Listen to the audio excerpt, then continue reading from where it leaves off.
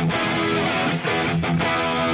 tell the guys, we're thin but mighty. Anybody that's ever asked about our program over the last few years, I've been saying the same thing. Princeton's always been a tough football team. You know, one thing about us is we're going to play tough. We love to hit. You know, hitting is like preached, and it's like the gospel in Princeton. I don't want to have all these rules and all these things that you got to try and memorize. Just the word all in.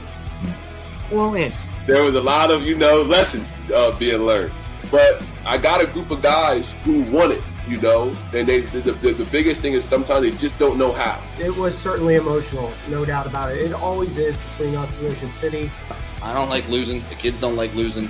And I don't want to lose to the same team over and over and over again. We want to win a state championship. What's going on, everybody? Welcome into Cal One-on-One right here on Cape Atlantic Live, presented by Ulmer's Appliance Service. I'm your host, Nick Kosko. We continue our basketball preview series. With me tonight is Atlantic City head coach Wayne Nelson. Coach, good to talk to you again. You guys are coming off a pretty good season, 20-5 Cal semifinal appearance, ready to pretty much run it back with a veteran roster, make a deep playoff run this year. I got to imagine the offseason, there's been a lot of anticipation for this 2024-25 season. Couldn't wait for this year to start, man. It felt like the off season took 5 years to get to where we are today. I can only imagine the waiting period from the end of last winter, go in the spring. You're like, just need to play some more basketball. Right. So I'll start right there from the spring into the summer. I know a good amount of your guys also play other sports. Of course, they were on the gridiron this fall as well. When you look at the work that you guys put in through the off season, what was the summer preparation like? The summer training? How hands-on were you with the guys as far as maybe AAU ball, just getting into the gym, seeing what they're doing in their other sports as well? What was that like this summer? We were locked in the gym. The guys made a commitment to being in the gym, to getting better, regardless that they played football. And most of them played for a local AAU team, so they were together, which for me helps because they continue to build that chemistry. So we were locked in. Same thing through the fall. Even though those guys were in football, they still were around. We were in the weight room together. We were conditioning together. They understand the chemistry is a big part of us being able to be successful in the future, along with the work that we put in. When you talk about that team chemistry, I believe you guys you might be one of the more veteran returning teams this season from last year. When you see that team chemistry, you guys had it last year. Did you see it almost improve this year? Because a lot of these guys are going to be seniors and juniors, so they've been in this lineup now for a year or two, if not more, and they've been around you in the program. What have you noticed in that area? I don't know if the chemistry could get better. I mean, most of these guys been playing together since they were young. So the chemistry's there. I think more so is just the details. I mean, that's been our focus since the end of last year. Our mantra this year is to dominate the details. I think that's what's going to separate us to take that next step to where we want to go. When you talk about dominating the details, is that more so just the little things in practice, maybe even off the court as well, as getting more guys involved when it comes to the offensive game plan, or maybe helping each other out on defense with different concepts? What do you exactly mean by dominating those little details? The small things. I mean, we felt there were a lot of games that we could have won. I mean, we only lost 5 games last year, right? But the ones that we did lose was because of the small things. It wasn't anything major. So now those small things become top of the list. And we focus on those things along with everything else that, we've been doing in the past. But the details are what's going to separate us because, we want to make a run and we believe we have the talent to do it. But in order to do that, the small things in those games that we lost, they got to become very important to us this year. It's definitely more of that, as you mentioned, maybe a practice thing, a discipline thing where if they just lock in, all of a sudden, you guys are coming off a season where you did win 20 games. So it's not that it's hard to improve upon that, but you did play pretty well next year. So if those little things come together, I can only imagine what kind of run you guys could do this year. So some of the guys that are coming back, again, I mentioned before, a very veteran-heavy team for you guys. I'm sure some young guys will get in the mix, but I got to start with Peaky Roseboro only because he was just a star on the football field this year, stepped in as quarterback, and watching him play football and basketball throughout his high school career, first at Spear, and then obviously now over with you guys in Atlantic City the past couple of years. It just seems like his athletic prowess just got better and better each year, and maybe not even each year, just each week in each sport. So it seems like every week on the football field, got better every week on the basketball court last year. Just got better. What have you noticed him as he goes through his senior year here? The one thing he did was dedicate himself to the weight room to get stronger. And with him, I mean, that's the general. I mean, you saw it on the football field of just how he leads. It's the same thing on the basketball court. It's the same thing off the court too. I mean, he's a great student. He takes pride in those things. And for him, it's just leading by example so the other kids can follow. And like I said, he's our general. You know, we go as far as he takes us. What did you notice from him last year? I believe it might have been early on, within the first couple of weeks. I noticed it too, where he just started getting a knack for taking over, but he seems like he still wants to be a traditional point guard type player, distribute the ball, get everybody involved, but he has that ability to take over a basketball game. Did you know that he always had that? Maybe it's a killer instinct. Did you see that before last year, or did you see that more develop over the course of last year? And now it's something you can almost rely on at some points this coming season. Right. Well, I've known Peaky since he was a kid. So, I mean, he's always had that in him. Yeah.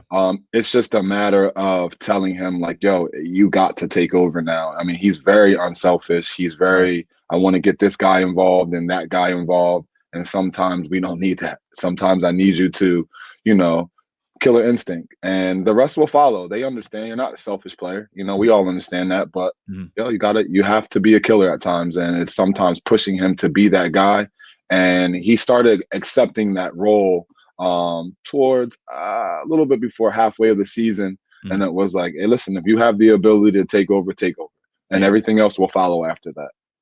I like hearing that. Some of the other guys that are back that I wanted to hit first before again, your whole roster's coming back. It seems like so.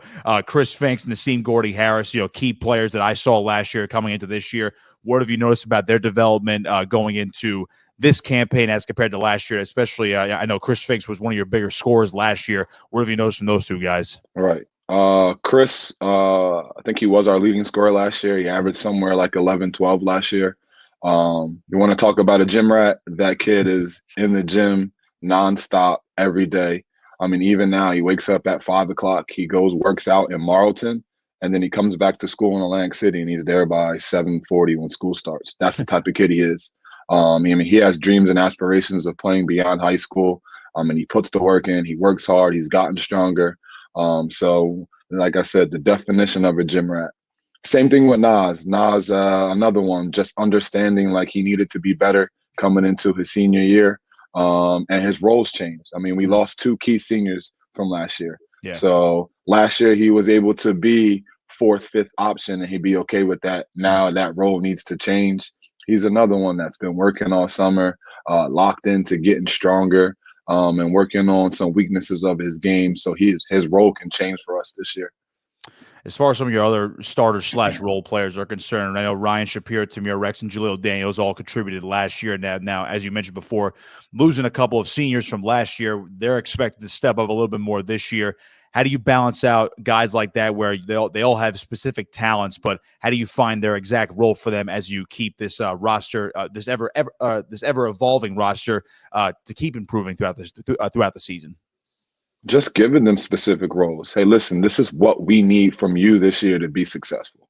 Buy into this role, and it work out for you too. You'll find yourself on the court. And for those guys, it is. Last year, their roles weren't extremely huge, but they were important. But now this year, it's a different role, So explaining that to them, and I've had conversation with those guys over the summer and the fall.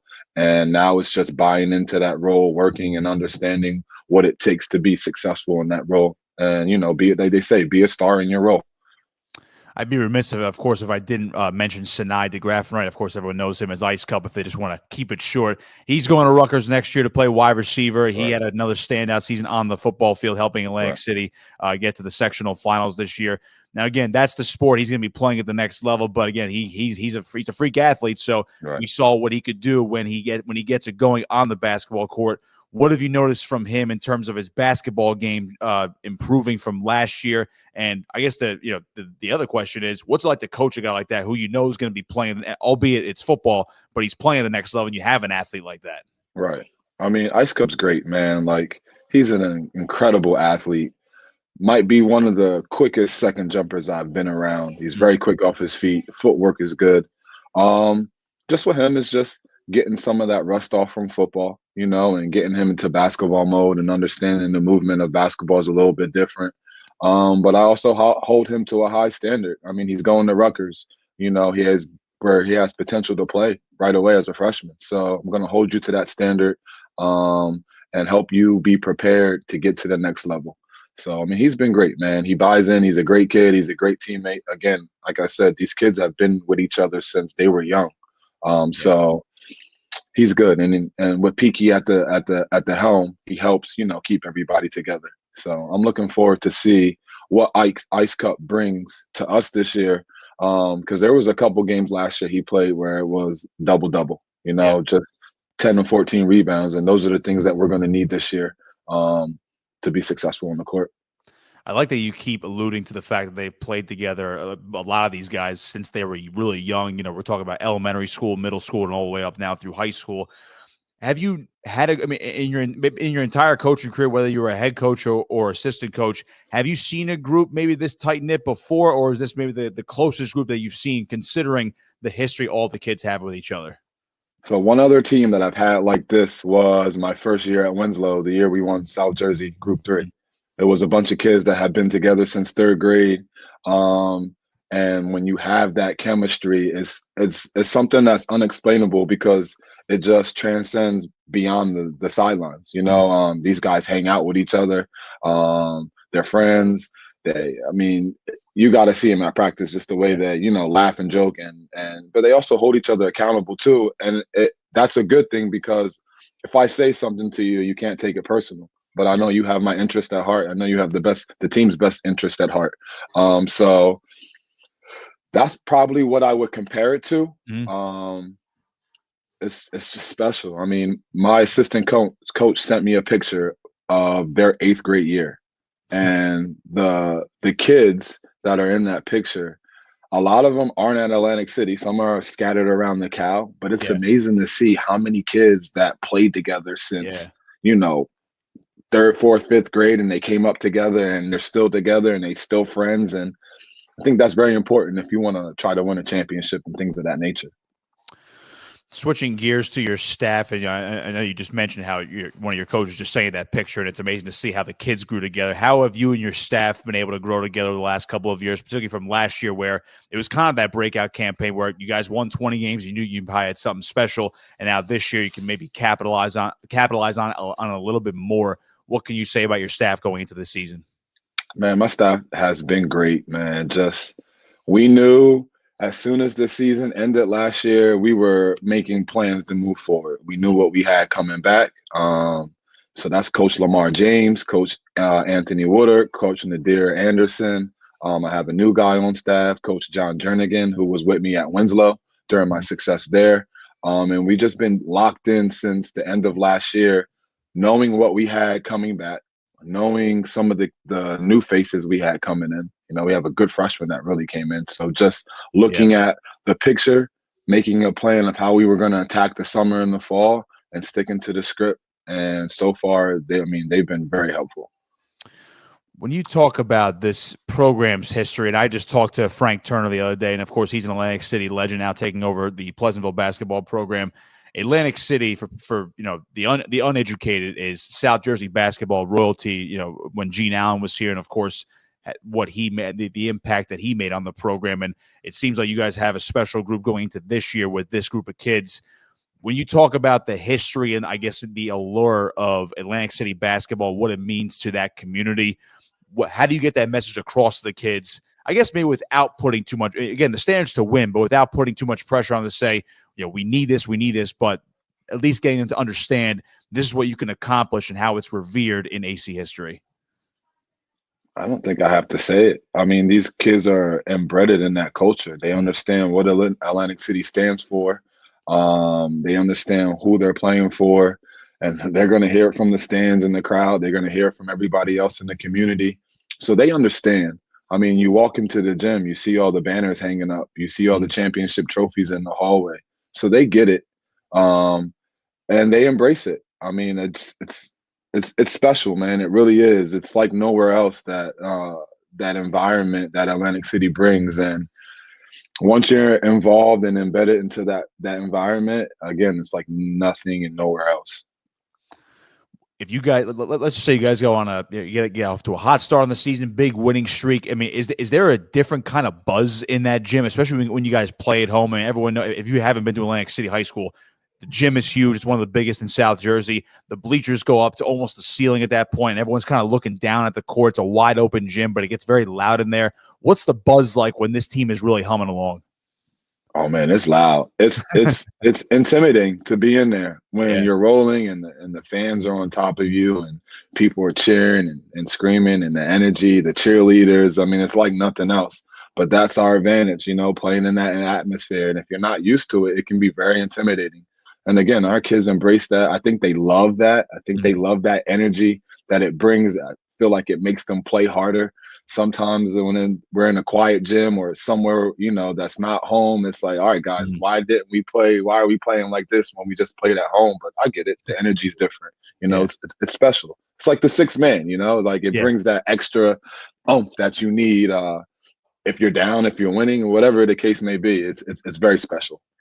Yeah, having our broadcast crew been in there before, it's it could be a roller coaster in there for sure. Especially when you guys are, all of a sudden you go on a 15-0 run. That the kids are going nuts. The bleachers are shaking. It is an insane environment. One of the better ones in South Jersey. So you guys do open up, I believe, at Cedar Creek on the 17th to get things rolling. When you look at the schedule, again, a lot of Cal games this year. You want to play a lot in conference. What else are you doing in case I'm missing something in terms of maybe in-season tournaments or showcase events? What do you guys have on the docket this winter?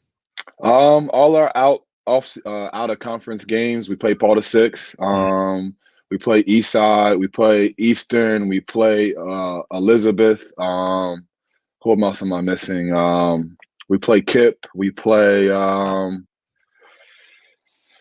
Ewing. So we have some tough games outside. I tried to make our out of conference schedule difficult and challenging. All playoff caliber teams that are going to challenge us and prepare us for the playoffs.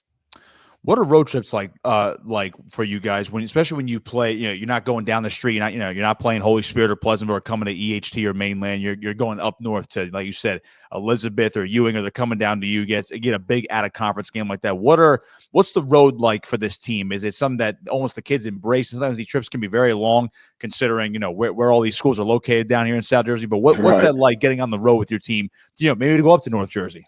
Right. I think they love it. I mean, I've tried it since I've been here, create the culture of taking them outside the area to play anyway. Yeah. We do it in the fall and the summer where we go to Philly, we go North Jersey to play, and we might go to New York to play, and take them out of the comfort zone of the area and put them in different situations. So I know they embrace it. They want to play in those environments. When I told them we were going to play at Elizabeth this year, their faces lit up. We want to go in there because they want to go show like they belong amongst those teams, and they want to come to your court and beat you. I mean, I think they thrive better at being on the road than they do playing at home, and I think they enjoy that. Mm-hmm. I'll leave you here with this one, Coach. And again, I appreciate your time tonight. When you just kind of circling back to the expectations of the season, you guys know that you have a really good, if not great, basketball team that's going to be on the floor in about a week and a half. Playoff run, deep playoff run, sectional title, trying to reach for that state title. Those are always the goals. How do you keep this team focused on, again, the old coaching cliche, the one game at a time mentality in order to get to the end of the season where you guys are the last team standing in Group 4? I mean, you said it, one game at a time, but at the same time, we know what we want. We're motivated from last year. And that's on the forefront of our mind. We understand what's at stake. We understand it's one game at a time, but we're hungry, we're motivated, and we have championship goals. We want to be standing at the end. We want to be playing at the end. We feel like we have the team to do it, and that's our motivation every day. And I remind them that every single day. Stay motivated, stay hungry. Remember what our goals are. They're not what everybody else's goals are. They're ours. We lock into that every day. And we compete every day, man, and we're ready for the season to start. Looking forward to watching you guys compete on the hardwood this winter. It's going to be a fascinating season for the Atlantic City Vikings. Coach, appreciate your time. Good luck this season. Hope we cross paths for a couple games this year. Should be a good one. And again, good luck this year. Thank you, Nick. Thanks for having me on. Absolutely. Wayne Nelson, Atlantic City basketball head coach, right here on Cal 1-on-1, presented by Ulmer's Appliance Service. We'll see you next time.